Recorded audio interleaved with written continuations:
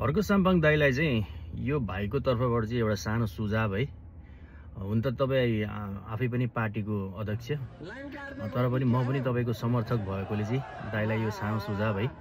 तपाईँले जति पनि चुनावी यात्रा गरिराख्नु भएको छ, भिडियोहरूमा तपाईँले हजुरले चाहिँ कुलमान घिसिङलाई चाहिँ अलिक आरोप लाउनेदेखि लिएर चुनावी माहौलमा कुलमान दाइलाई चाहिँ प्रयोग गरेको देखिन्छ।